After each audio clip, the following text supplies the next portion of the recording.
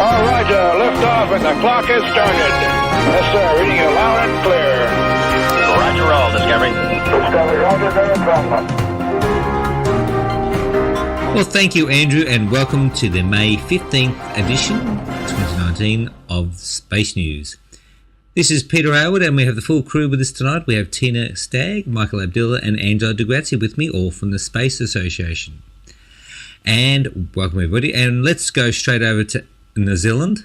Rocket Lab says its next Electron launch will be a dedicated rideshare mission for spaceflight industries. That launch, scheduled for June, will carry multiple spacecraft for spaceflight industries, which include Black Sky's Global 4 satellite, 2 US Special Operations Command Prometheus satellites, and Australia's own Melbourne Space Program's ACRUX-1. Rocket Lab signed a contract with Spaceflight Industries last year for 3 rideshare missions. Spaceflight Industries is a launch services and mission management provider offering routine access to space. And over to you, Tina. Thanks, Peter, and good evening, space fans.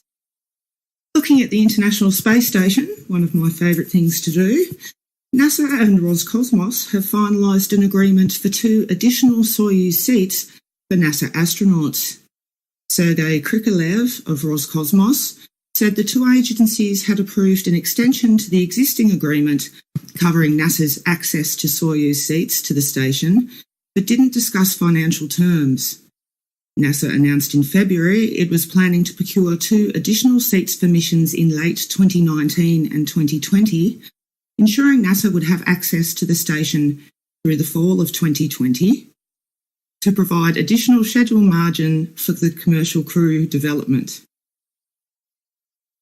And to the moon. NASA Administrator Jim Bridenstine said the agency is studying ways it can participate in Israel's next lunar lander mission. In a recent interview, Bridenstine said NASA was looking at what scientific payloads it could fly on the Beresheet 2 lander, which will be based on the available mass, volume and power of that spacecraft. NASA flew a small laser retroreflector on the original Beresheet spacecraft, which crashed during its attempted lunar landing last month. Separately, the South Korean government said it had reached an agreement with NASA to fly Korean instruments on lunar lander missions, likely to be commercial spacecraft on which NASA will purchase payload space. At a recent government committee meeting, NASA said the administration was still 1 to 2 weeks away from providing a revised budget proposal for the new lunar lander initiative. A budget amendment, intended to reflect the new goal of landing humans on the moon in 2024, was expected last month. But agency officials testified that NASA is still working with the White House, including the Office of Management and Budget, on the plan and declined to discuss specific numbers. Many members of the committee expressed frustration with the delays and warned against any plans that might take away funding from other NASA programs or other agencies, as well as the use of, quote, creative bookkeeping, unquote, to pay for the new initiative. So it looks like the battle for Moon 2024 is well and truly on. Turning to NASA's Commercial Crew Program, a test of the parachute system for SpaceX's Crew Dragon spacecraft went awry last month. NASA said at a House Space Subcommittee hearing last week that in a test in Nevada to demonstrate the single-out capability of the 4-parachute system, the remaining 3 chutes didn't open fully, causing a test sled to hit the ground faster than planned and damaging it. The cause of the failed test remains under investigation, including whether it was caused by a flaw in the parachute system or an issue with the test itself. Parachute design has been a key area of concern for the development of both SpaceX's and Boeing's commercial crew vehicles. SpaceX is certainly having its share of problems at the moment. Angelo. Okay, thanks Tina. Let's talk about US Air Force.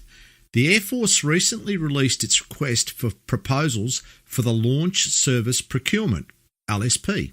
The Air Force called on companies to submit proposals by August 1st and plans to select 2 providers in 2020 who will receive contracts through 2024 for the launches that will take place out to 2027.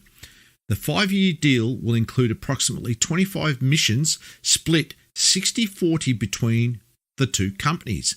Some in Congress sought to delay the procurement since potential vehicles from companies like Blue Origin and Northrop Grumman remain under development, but the Air Force said it could not delay the procurement any further without risking a delay to a 2022 deadline to ending use of the Russian-built RD-180 engines on the Atlas V. Okay, Peter. Okay, Northrop Grumman announced that a technology demonstration satellite it built for DARPA has been a success. The Radio Frequency Risk Reduction Development Demonstration, R3D2, satellite was launched in March on a Rocket Lab Electron rocket to demonstrate the ability to deploy a large antenna from a small satellite. In-orbit tests of the spacecraft have worked well, the company said recently. The $25 million satellite was built and launched in 20 months. Wow, that's a quick turnaround. Mike. Thanks, Peter. And moving to Europe. Ariane Group announced last week that it has formally started production of the first batch of Ariane 6 rockets.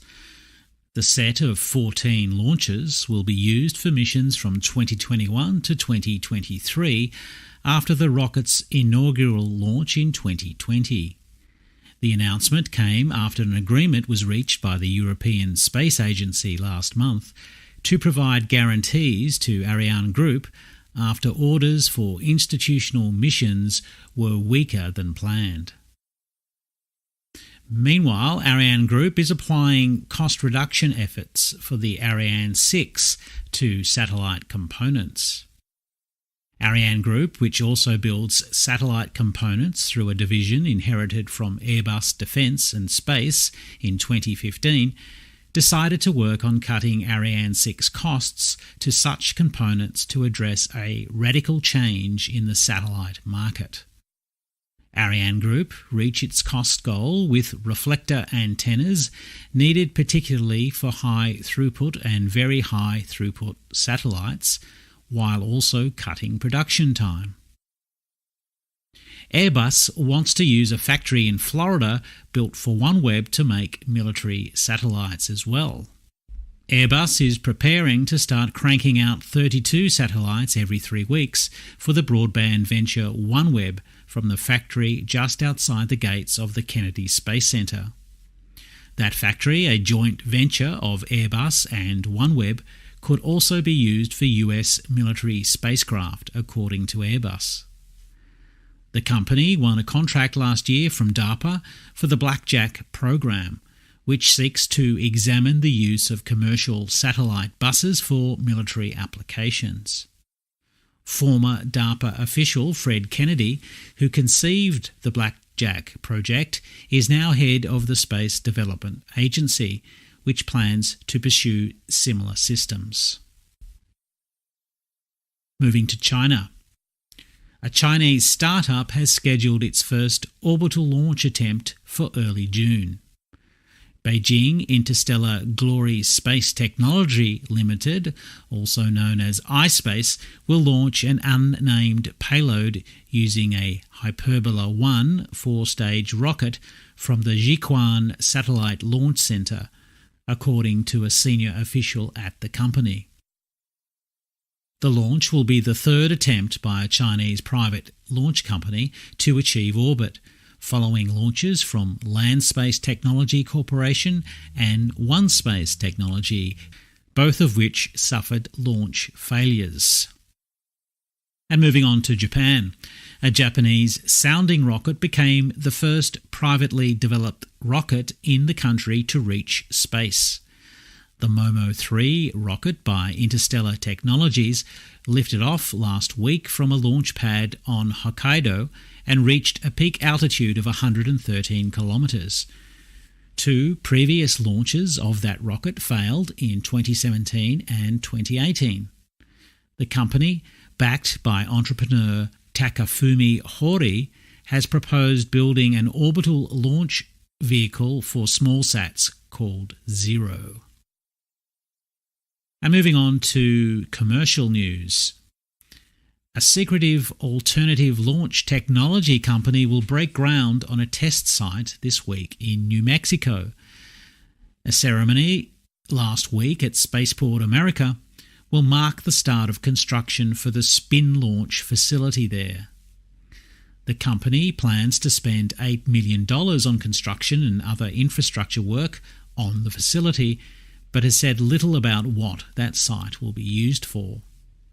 Spin Launch has raised $40 million to date to support development of a centrifugal launch system that could place payloads into orbit while minimising the use of conventional rocket technology, but has not disclosed how that system will work. Okay, Angelo, over to you. Okay, let's talk SpaceX. SpaceX plans to launch its first set of dozens of SpaceLink broadband satellites next week, with as many as 6 more launches to follow this year alone. SpaceX President Gwynne Shotwell, speaking on a conference panel last week, confirmed the May 15 launch date for the mission, which she said will place dozens of satellites in orbit, although she did not state a specific number. Those satellites will be a demonstration set with broadband payloads and electric propulsion, but without inter-satellite links. She said she expects the company to launch 2 to 6 more sets of Starlink satellites this year as the company works to build out a constellation that could ultimately number 12,000 satellites in low Earth orbit. Amazing. A Falcon 9 booster will go on display at a Houston museum this northern summer. Space Center Houston, the visitor center for the Johnson Space Center, announced last week that SpaceX donated the booster, which launched 2 Dragon cargo spacecraft in June and December 2017. The rocket will go on display horizontally outside the museum near a 747 shuttle carrier aircraft and replica shuttle orbiter. Tina. Thanks, Angelo.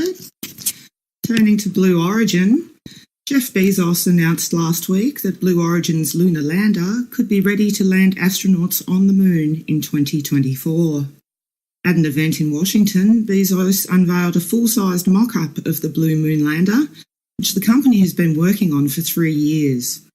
The standard lander is capable of carrying 3.6 tonnes of cargo to the lunar surface and 6.5 tonnes in a stretched version. The lander is powered by a new engine, BE7, that the company has developed and plans to start testing this northern summer. Bezos said he endorsed the administration's new goal of landing astronauts on the moon by 2024 and said the company can meet that timeline with its lander. Bezos also confirmed that the company's New Shepard suborbital launch vehicle and crew capsule will carry human passengers for the first time later this year. Back to Angelo. Okay, another player in the commercial arena is United Launch Alliance. It has won a contract for a Delta IV Heavy launch of a National Reconnaissance Office payload. The Air Force Space and Missile Systems Centre awarded ULA a $149 million contract modification for a Delta IV Heavy launch of the NROL-68 mission in fiscal year 2023. The contract is the second of a batch of 3 NRO missions assigned to the Delta IV Heavy because it is the only vehicle that currently meets the mission requirements for NRO assets, including unique handling at the launch site and mission-unique hardware. Peter. All right, some odd spot stuff now. Redmond, we have a problem. A mixed reality demonstration of an Apollo 11 simulation didn't go according to plan at a Microsoft conference last week because of an unspecified technical issues. The demo involved the use of Microsoft's HoloLens 2 headset, which would allow the wearer to experience aspects of the mission using augmented reality technologies. While rehearsals of the demo went well, it failed to work on stage at the opening of the conference. Well, it seems that doing a live demo is actually harder than landing on the moon itself, said author Andrew Chaikin, one of the participants. Well, that's it for Space News this week. Thank you, everybody, and it's back to you, Andrew.